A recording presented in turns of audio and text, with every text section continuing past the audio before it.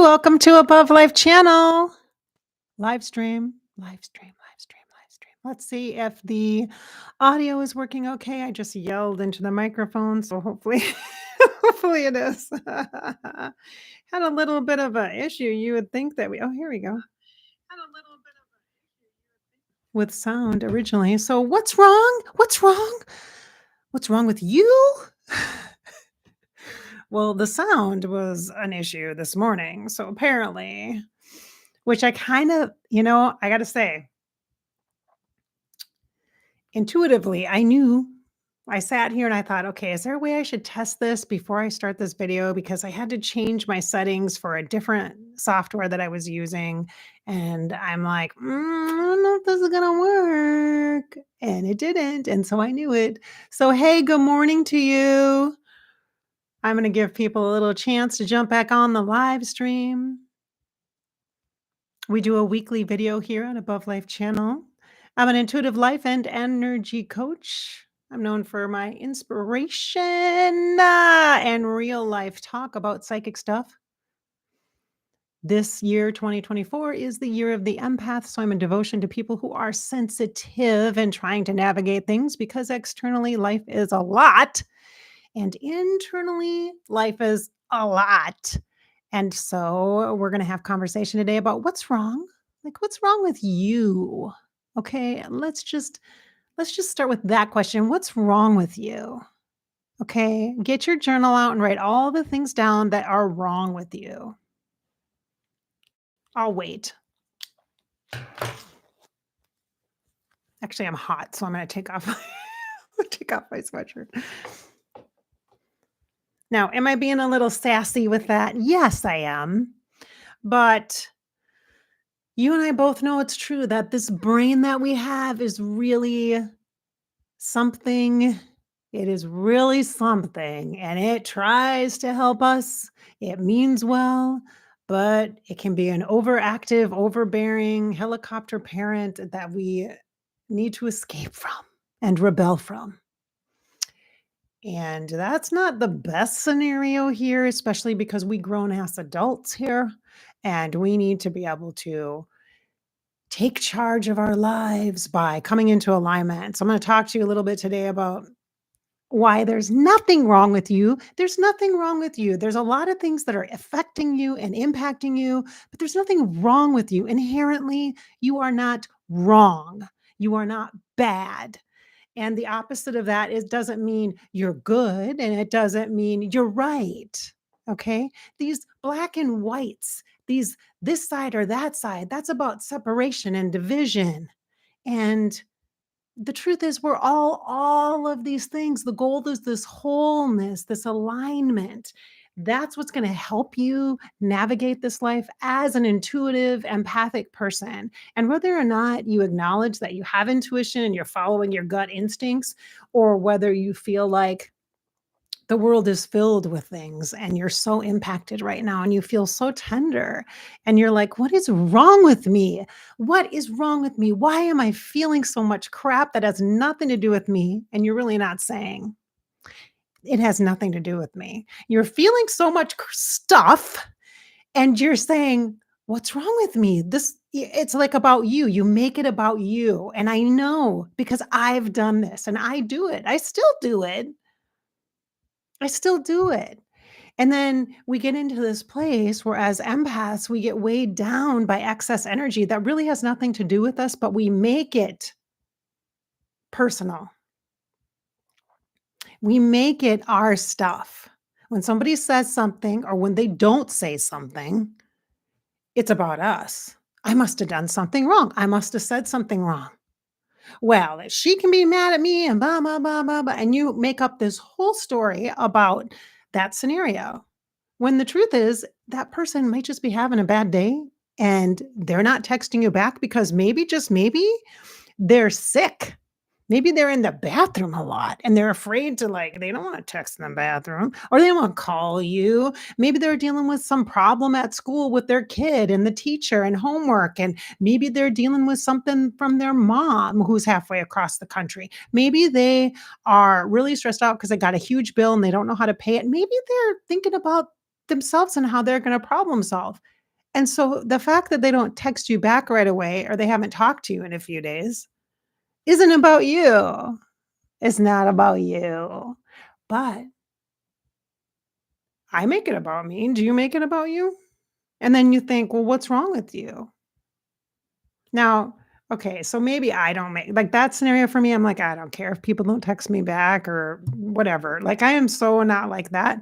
However, I recognize that that's a common thing because I've been in a relationship where people are like, "Oh my god, you didn't text me back." I'm like, "It's been like 2 hours. I have been working. I have things I'm working. I gotta get stuff done, and I get distracted by you. You're distracting in a good way," you know? And it's like, it's not about you. So we gotta stop. We gotta stop for a moment and take a beat and recognize that every energetic thing that's happening is not about us. Okay. I know it's hard because I'm watching, like, the protests on the college campuses, like, I'm not watching them, but I've seen them, they're on my feed, like, I pick up my phone and they're on my feed, right? And I'm like, "Ooh," and I get, like, so, like, "Oh my gosh, the '60s, and oh my gosh, these kids.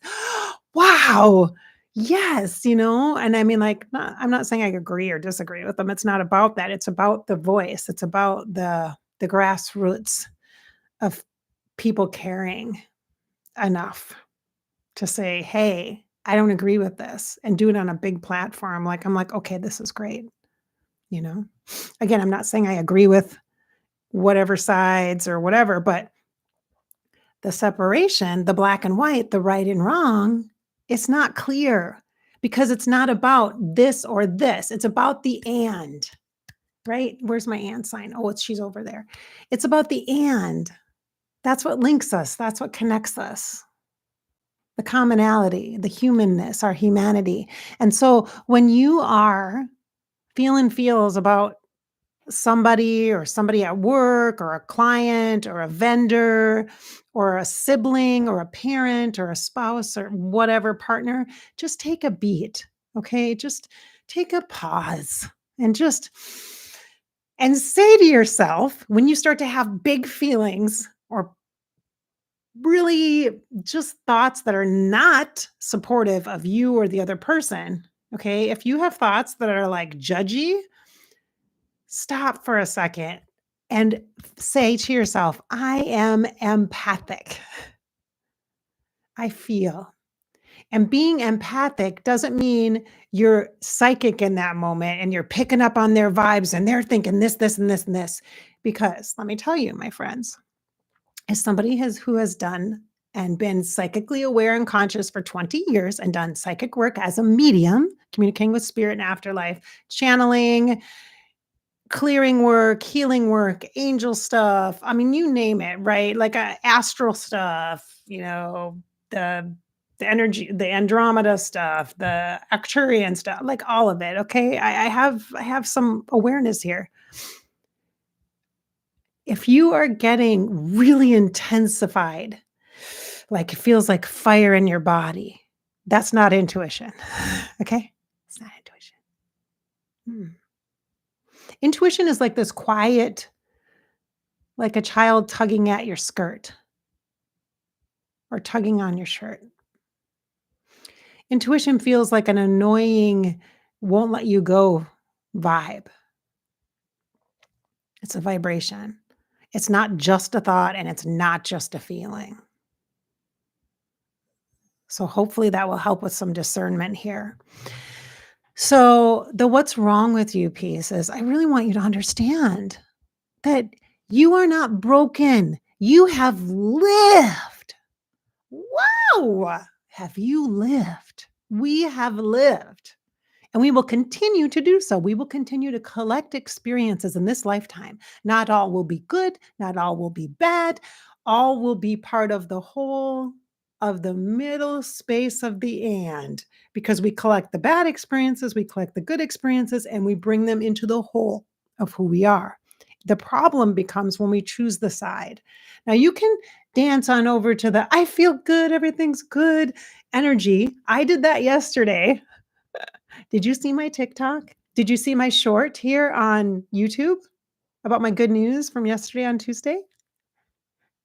I had medical tests on Monday. I had scans on Monday, and I was freaking the fuck out. I have been stressed out since I found out that I'm still dissected in February. I have been like, "Oh my god, I'm gonna die." Well, and I am, but not today, and probably not in the next couple months, and probably not in the next year. And so the perspective of nobody knows the timeline. Nobody really knows our time frame. Nobody really is guaranteed anything. Nothing. And true, the doctor looked at me and said, we can talk at a year. I'm like, what the fuck? That's like 6 months from now for my surgery about releasing some of the restrictions. I'm like, fuck, because like, okay, so I want to do some things. Like, I don't know. I don't know if you know me very well, but I like to do stuff. I'm active. I want to travel. I want to hike. I want to do things. I used to box. I used to do CrossFit right before this was happening. I started boxing. It was so much fun. And I still have my boxing gloves and I'm not getting rid of them. And I can use them in different ways now. Like I can do exercises with boxing gloves. But the big thing was don't strain, don't lift stuff, don't move the bookcase. Don't don't try to help somebody with heavy, heavy bags or groceries. Like don't do it. So I do lightweight. It's like 5 pounds, right? But the point is, I'm healing. I am still in process and I'm like, I need to be done with this. Let's move on.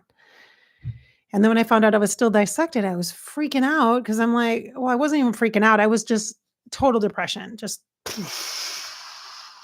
okay, great. So does that mean I'm going to die tomorrow or what? Like, what's going to happen? Am I a ticking time bomb? So I got more information. So I reached out and got support. I started going to counseling at least twice a week. I started doing I don't have it with me. Shoot, my self-compassion workbook that my counselor recommended. I started to implement as best to my ability the giving myself space to just sit on the fucking couch and look out. I'm swearing a lot today. I should have called this fuck. Fucking fuck. Looking out the window and watching the trees get the little buds on it and just being in a peaceful place because the stress is the worst thing, absolutely the worst thing for healing, like for anybody. And the stress is the worst thing for you. So we're going to have stress. We're going to have times like this where we're like freaking the fuck out. And then it's going to push us into like low energy times, which we might say are bad, but really rest. It's a time of rest. It's a time of awareness. I have journaled so much. I started channeling my ancestors. Stuff started coming through for me. I started connecting more with earth. I started really feeling this appreciation for me in this timeline, in this life right now, without the pressure of having to play a part in people's lives. And the most important thing I've been working with is showing up, as you know. I committed to you all of you who are here on Above Life channel, that I am going to be in devotion to the empath this year. And I know what it's like because you feel like you're abandoned, like you're naked in a snowstorm, like you're on your own, especially when big waves are pummeling you. Other people's energies are intense on you. I had an experience on Sunday where I had I was in my temple space and doing the mentorship group that I'm doing and being really deep in the divine feminine energies and the medicines. And I was in there for about 40 minutes and then I couldn't handle it anymore. I had to tap out because my body going in was already weak. It felt, and I'm going to use the word weak on purpose because it felt tired and drained from stress because I knew I had these appointments coming up. I knew I had these tests. I knew it was going to hurt. Like I know I'm going to get a big, massive bruise right here from the IV. And this one it's already showing on this side. And, but it's just the way it is. It's just, I have my chest cut open. So this is I can handle that. But was it comfortable? No. Was I worried? Yes. Okay. These are natural things. So I show up in this group and I felt everybody's energy. Like, we did this exercise, we were doing a toning thing, and when other people I was trying so hard to just let the energy kind of fall to the ground around me, and when one person, she kinda stood up and she did this thing, and I was just like, I literally felt like fight or flight as an empath. I felt sick. My head was pounding. I felt dizzy. I knew my energy was low and I showed up, which is good. I showed up. But I also knew when to care for myself, when to tap out, and I did. And then I told the mentor, I just said, "I'm not feeling well. My apologies." And I left the group and I literally laid down and slept for, like 3.5 hours. So, obviously, I was holding a lot of stuff in my body, and I was feeling so much of my own stuff that when other people's stuff came in, I couldn't handle it. I was like, "And do I need to? No, no." So when other people are spraying, they're venting and how stressful their life is, and it becomes this competition as to whose life is worse or harder, just tap out, bow out. That's not what you have to show up for. And that's what's wrong with you. You feel like you have to take it. You don't, because your energy is leaking naturally anyway at times, like when something stressful happens or you're concerned about somebody.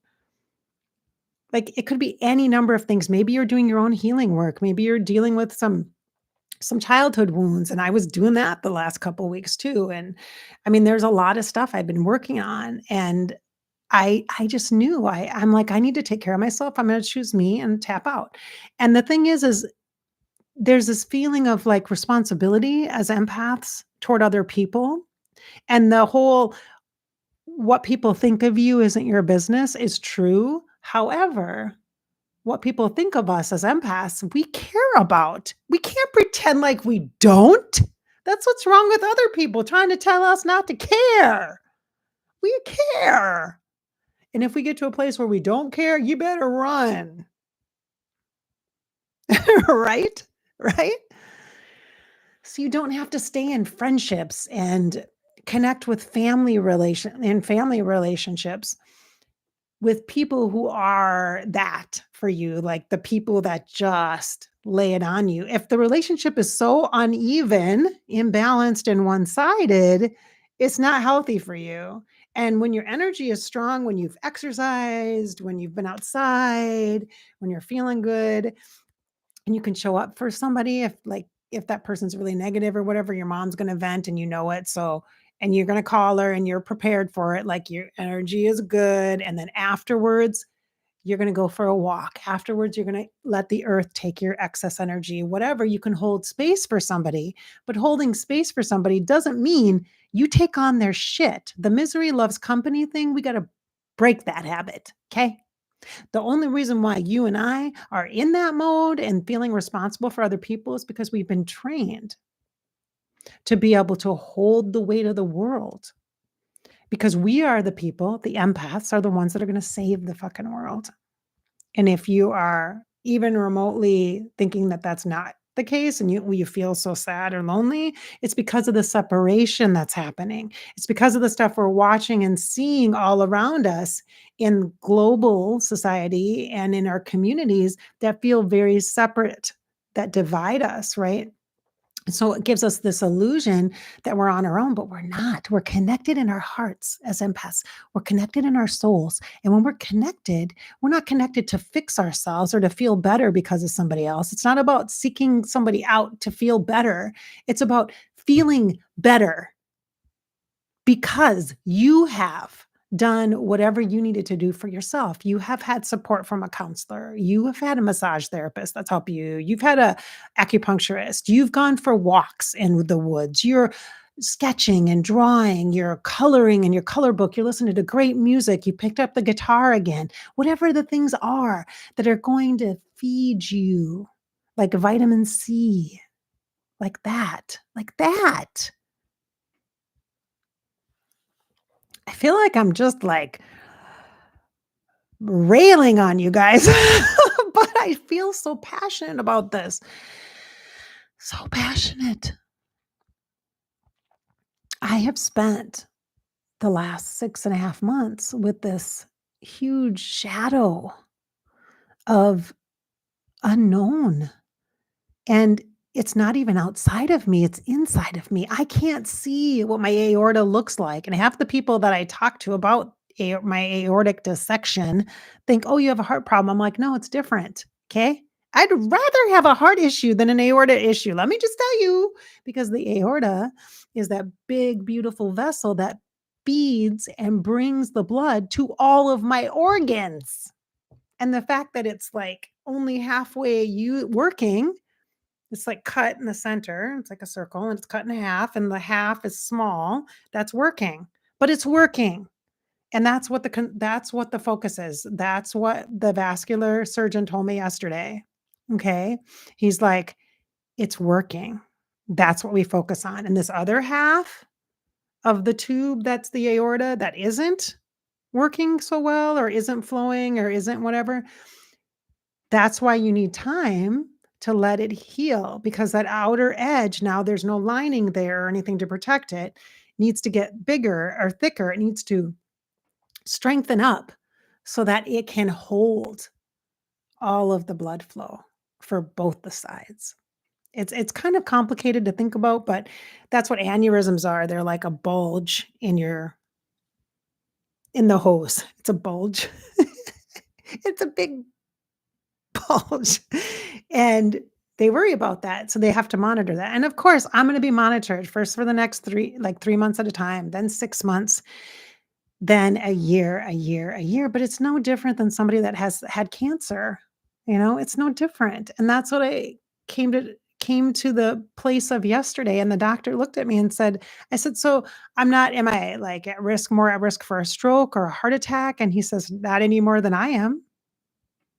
He says, you don't have not any more than I am, unless you have a family history, but that's everybody. He's like, "Everybody." He's like, I'm like, "Okay," and he says, "You're young." I'm like, "God, it's so nice when people tell you you're young when you're like 50." "You're young." He looked at me and says, "You're young." I says, "I was healthy before this." He said, "And you're healthy now. You're healing." He said, it's like your body's been through trauma, and I know that. And now I have some more information, but I can't see inside my body. I can't see.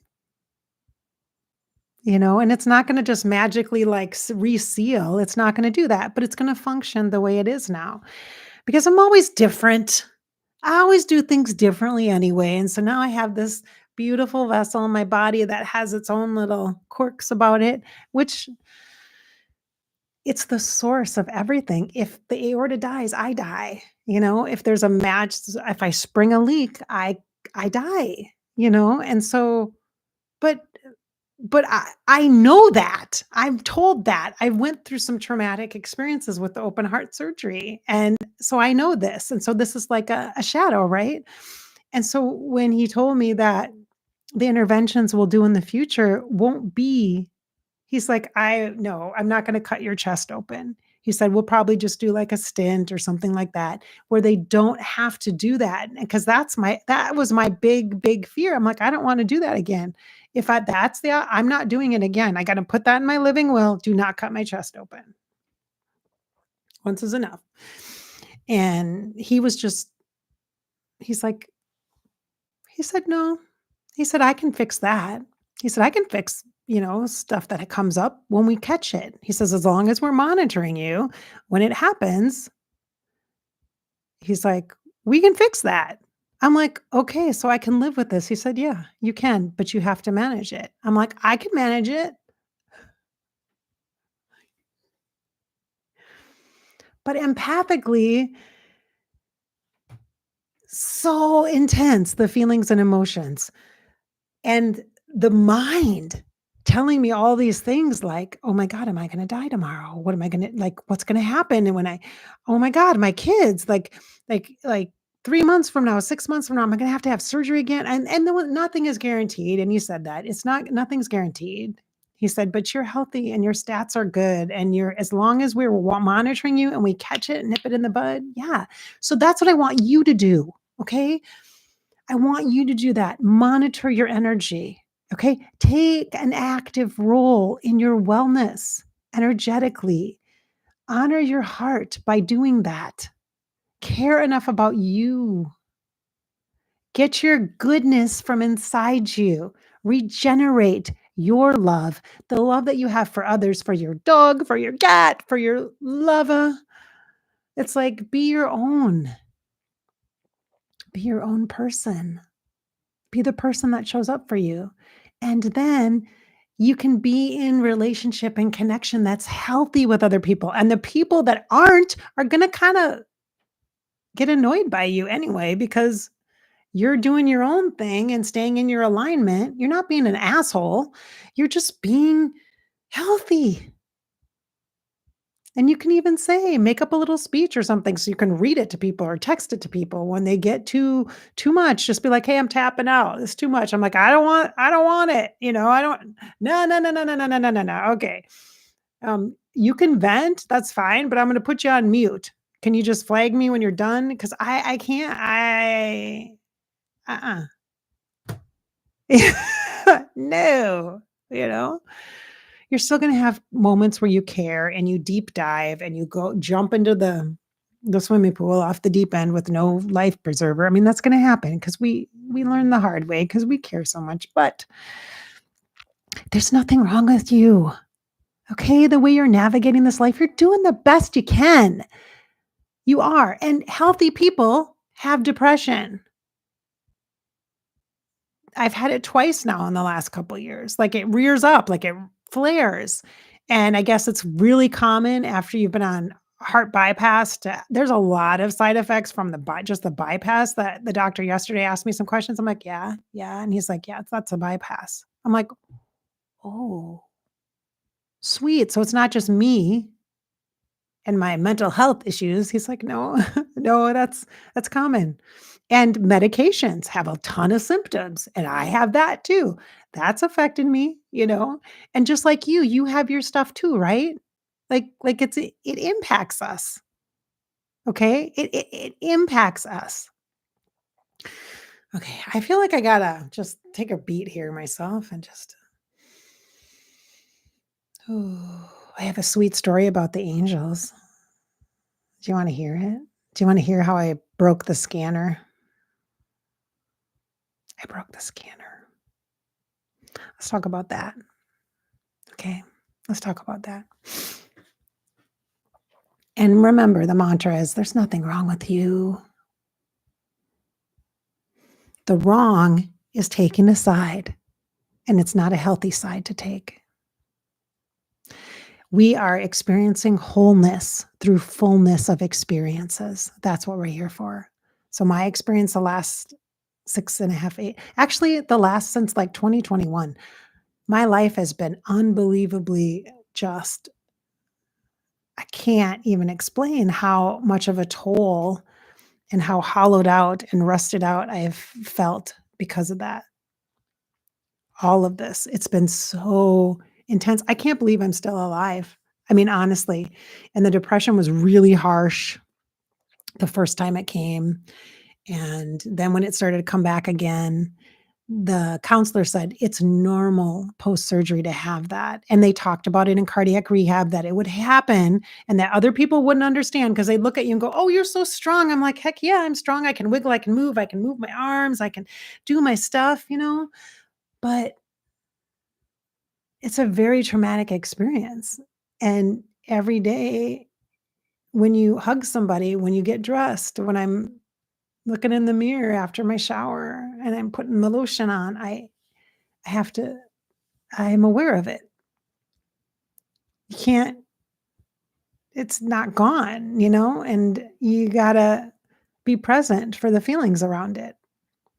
And I know there are many of you, there are cancer survivors in this group that have been through a lot.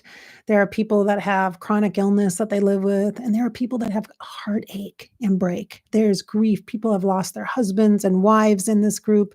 There are people who've lost their children in this group. There are people who have had people in their lives unalive themselves. I know you have struggled. I know you have been in the depths of the darkness. And so depression is a natural part of those things and those experiences. But when it sneaks back in, it surprises you, and it does happen at the season change. Even when it's getting nice out, it does happen. It kinda triggers it for some reason. I'm not sure if it's cyclical or what the deal is. There's some kind of psychology around that, I'm sure. But I've been told that by multiple counselors that I've seen over the years. And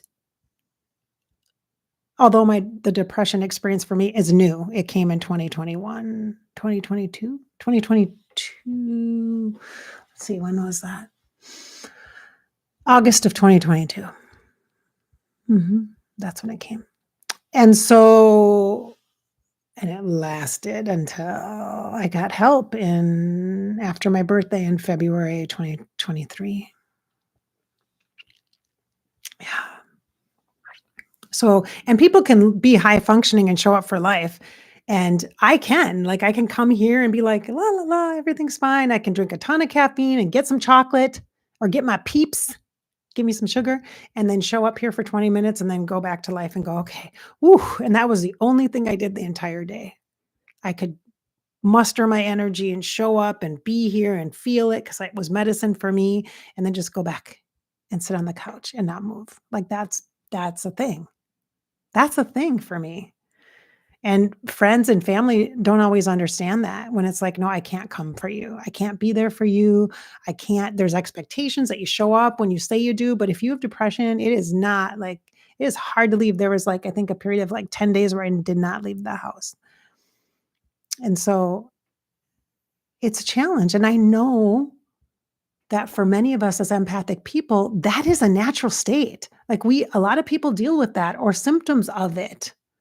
You don't have to have a formal diagnosis. There's symptoms of it, but there are things we can do to support our energy instead of saying there's something wrong with us, you know? And if you need medication, get it. I tried naturopathic remedies for a long time, including acupuncture, including homeopathic nutritionist. I tried everything. I couldn't do it. So I got meds. And now I'm on a different now because I had another dip in the last month or so. After the finding out about the dissection, I kind of went downhill um, for a while and didn't go totally off the deep end, but just it's like it takes everything to do two things during the day. You know what I mean? Like if I shower, that's fabulous. Like during those times. And you know what this is like because you guys have been there. Just because you don't identify as having depression or anxiety, those are two things that if you read the symptoms and what happens to people, the behaviors, it's connected to the feeling, the empathic energy. And then we try to figure out what's wrong with us. If we just come from this place of centeredness and know that there's nothing wrong with us and what's needed is caring, deeper caring for ourselves, not avoidance, not addiction, not quick fix stimulus of social media, but ourselves, time with us, get to know you. I'm getting to know me again. I am a new person. So much has changed for me because of the trauma that I went through and the experiences I've had. I can't even tell you how different it is. And I have to relearn some things because there's parts of memory for me that aren't there. And I'll just say that here because that's a part of that's because I was on the bypass for so long. Like I wasn't breathing or beating for myself. It was a machine. And so I didn't have the stimulus. And so there's gaps. I have some gaps, but yet I can remember stuff from when I was 4 in childhood. And I can remember I can remember things. And then sometimes stuff is right there and I can see it and remember it. And other times it's not. I can't even think of a word in the moment. And when I feel more stress and I'm exhibiting more behaviors like depression behaviors or anxiety behaviors, that's because my empathic nature is overwhelmed. My heart is overwhelmed.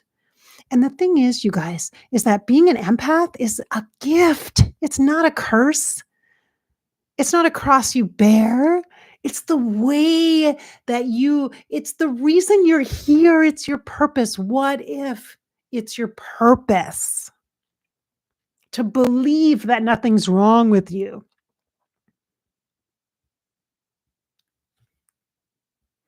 There's nothing wrong with you. It's about learning to love ourselves. It's about relearning how to care for ourselves. It's about relearning how to be nicer to ourselves. That's what it's about, at least at this juncture, what I'm feeling into and collectively. Like I'm living so much stuff that is like it's like the classroom, like we're in a lab. We're in a learning lab right now. And we are supposed to have joy. And we're supposed to have moments of joy. Sweet, sweet moments. Like when you have that first cup of coffee in the morning and the steam's coming out and I can smell it, that. Or the taste of something so yummy, like your favorite thing to eat. Or when you go to hug your lover and they smell so good. They just have this smell and they smell so good. Or you feel the skin on the side of their cheek and you're just like, oh. Or when your dog jumps up on your lap and is like, hey, give me attention, pet me, pet me, pet me, pet me. And they're really saying, I see you, I love you, I see you, I love you. Like those are sweet moments. Those are sweet, sweet, sweet moments. Like that's what this is about, those experiences, right? Let's collect them and use them as medicine, okay? For our wholeness. It's not about right or wrong. It's not about black or white. It's not about left or right. It's not about that. It's about the centering. It's about the and. It's about all the choices and options in the middle. It's not a true or false. And we've seen that.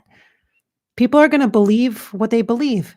Individual truths are individual truths. Whether it's factual or not, it doesn't even matter anymore.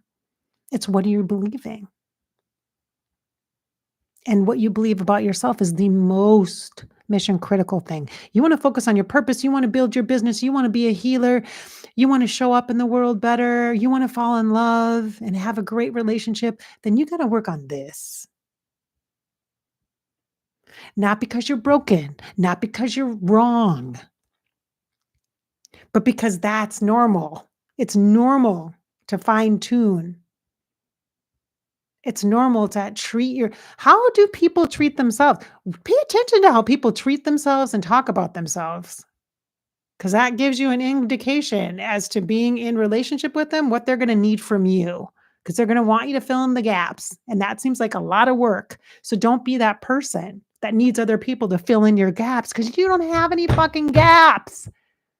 Build the bridges across between the right and the wrong and the black and the white and the good and the bad.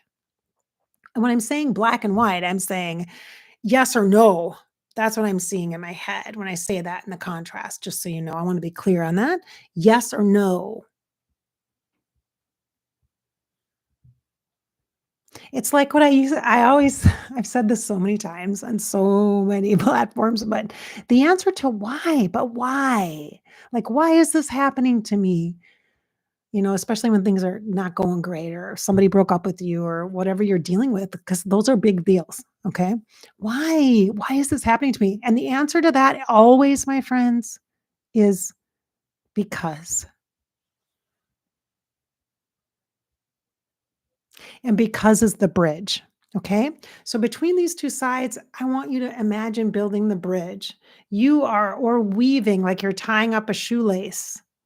You're lacing your shoes or something. Okay. You're bringing your experiences together. You're honoring all the parts of you and the choices and the decisions and the behaviors you've had and the things that you've decided and the things that you've done and the things that you haven't done. You're bringing them all together into a place of cohesion, which creates a sweet alignment inside yourself, a centering, a sense of you, an acceptance of yourself. And you accepting yourself is mission critical. It's mission critical, and I've been working on it the past few years myself. You gotta accept yourself and love yourself through whatever you're going through then. How can you show up for yourself if you don't even like yourself or you don't even know yourself or you don't trust yourself? Gotta build that trust, and that takes time. It takes practice. It takes showing up for you. Nobody else can do that for you. It sounds lonely, but it's not. Remember, you're part of a big collective of energy, lots of empaths, lots of souls that come here together. Okay. Okay. Let's say hi in the chat. Got my hope mug out today. The hope mug. I'm working on designing 2 new mugs because I like this size because apparently the issues with my left hand, you've heard me talk about this, the numbness and stuff and the like I lose my I throw things with this hand sometimes. Apparently that's from the surgery also. That's what the doctor said. He's like, "You have really good circulation through here right now," but then my right hand, we had some issues on, Monday about with that, um, and the IV and stuff and some numbness, and there's still some numbness, but that also apparently is from the maybe the IVs or something, I don't know. He said the surgery, but we'll see. Oh, I have to tell you the angel story too from Monday. Let me say hello. Hello in the chat. Hi, Wade. Nice to see you again. The new earth needs teachers. Yes, they do. Yes, they do. Yes, they do. We are all chosen because we all chose to be here. Deja, nice to see you, my dear. Moving the body really helps. Good. Queen, you're so here. You were here before. Thank you, my dear. Glad you're back. Nash, hey, nice to see you. Sam from Australia. Mm.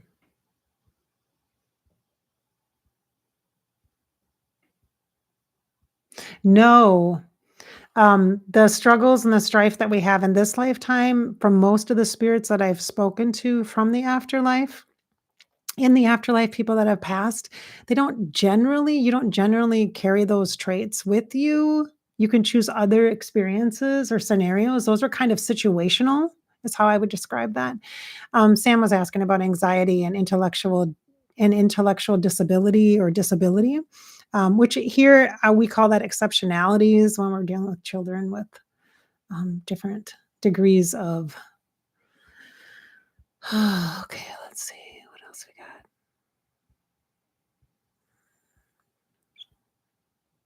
Looking swell. Thank you, Erica. Nice to see you. Good morning to you, Lindsay.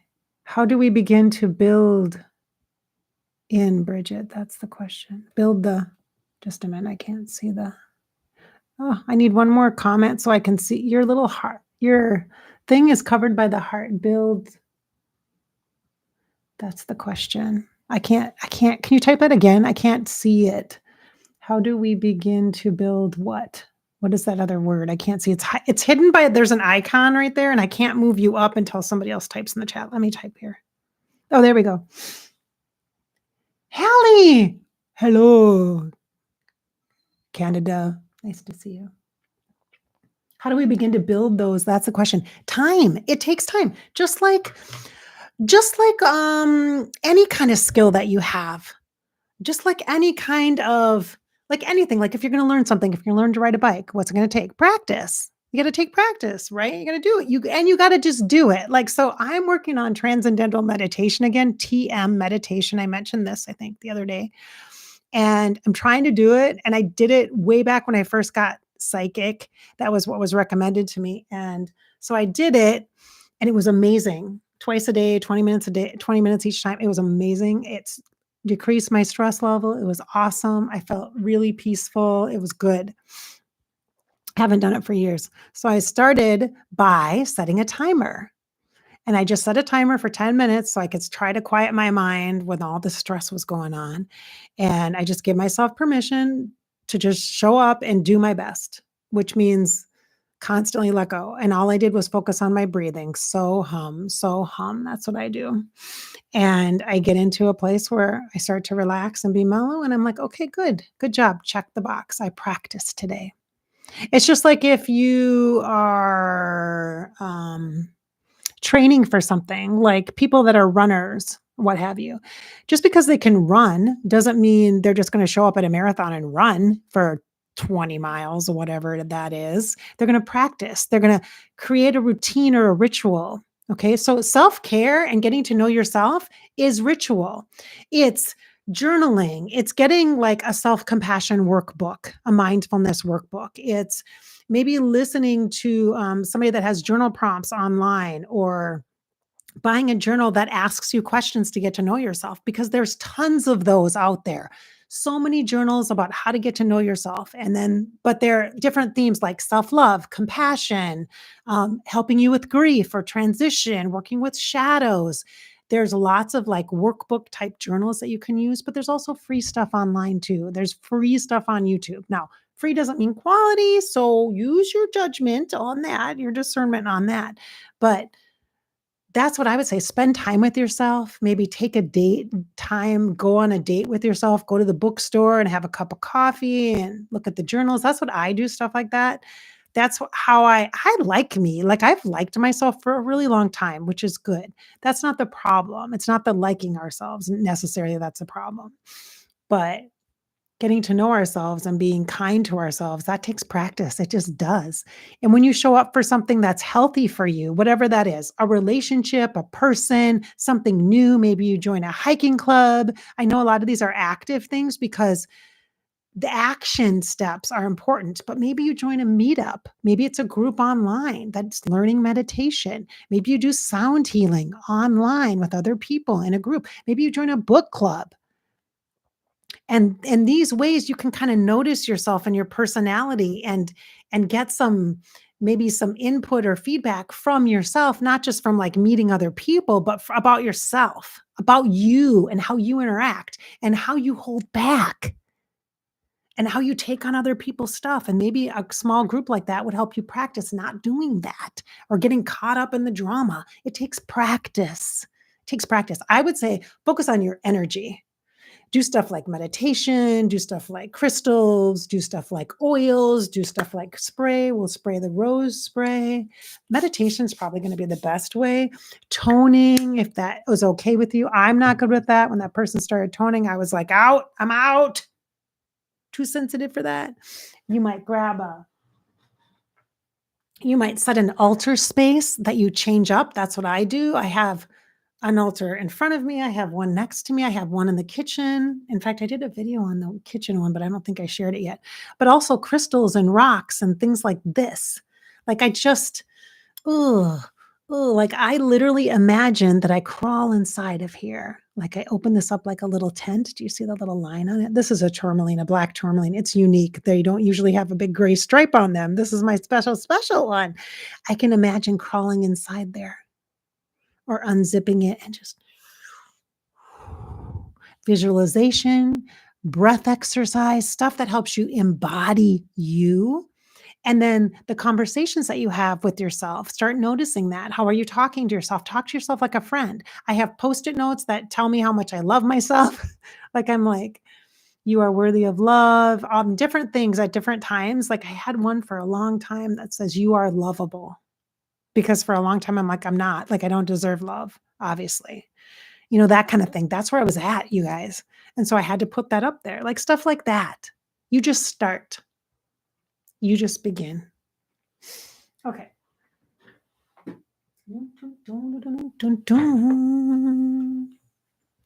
See what else I got here.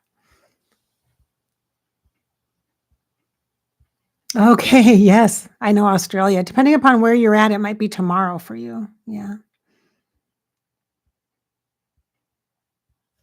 Okay. Okay, lovies.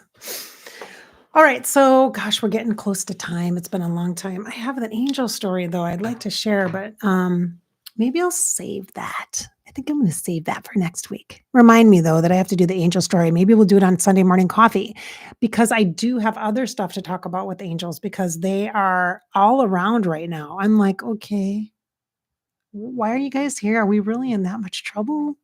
They're like, no, you're just tapping into us because you've asked for support. And angels are so medicinal, and they're great carriers of medicine and light and energy, and very light, easy to connect with. They're not heavy, deep, and intense like a Kali, for example, who I love. Girl, I love my Kali, but she is badass and she'll kick my ass. I don't really need that right now. I don't know about you, empathic person, but you might not need that right now. Okay. All right. All right. So thanks for hanging in here for our Wednesday video this week. That was kind of fun. So I love you guys so much. I do really appreciate you. I got really good news at the doctor. I do not have to have surgery anytime soon. So that's good news. I'm feeling very hopeful now. I have just, I'm still trying to balance the medicine. The medicines are really messy right now. So you'll see my mood. It's going to go up and down. It will. If you sense that or you're psychic yourself and you pick that up, that's legit. Okay. I am up and down a little, but whatever. That's how we are as empaths. And I'm going to love myself through that. I'm not going to judge myself, which is hard not to do because that's one of my defaults is judging myself. Much like you, I'm sure, have the same kinds of things. When we are aware of our patterns and we notice them, we can change things, soften the thoughts. Okay. Don't be so harsh on yourself. Okay. Hey, Deb, nice to see you.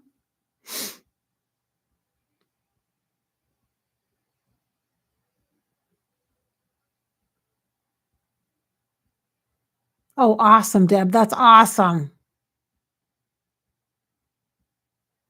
Bypass was just plain weird. Yeah, I can't even imagine. I had a heart valve repair too. I also had I had a valve replaced in a big chunk of my aorta apparently, but they didn't fix it all, but they couldn't. They can't do that. Thank you guys so much for being here in the chat. I love you so much. So much. So next week on Tuesday, I think it is, May 7th, I'm having an online group, an inspiring psychic experience where we're going to do some readings. So you might want to join that if you're so inclined. I mean, it's a service that I offer. So right now I think it's 40. Do I have it at $40? I think so. But it's going to be in the description below. So if you want to hop into that, you can. You're welcome to join me for that. Again, that is May 7th at 6 p.m. Central Time. I will record it so you can have the video after you get the next day. So yeah, so that's good stuff coming up. And today is May 1st. So yes, let's celebrate the start of a new month, that welcoming of springtime, at least here where I'm at. It's finally springtime, which is lovely. And it's Beltane for those of you who celebrate that, and the Celtic High Holy Days, or the Divine Feminine holidays as well. So hello to you all. Thank you so much for being here. Hope I've inspired your spirit today, filled you with some hope, and encouraged you to live your life. This is your life after all, and you get to live it. Live it. Just live it, and live it for yourself, for you, in your heart. Okay? In your heart. Nice breath in. Soft exhale out. Thanks for being here.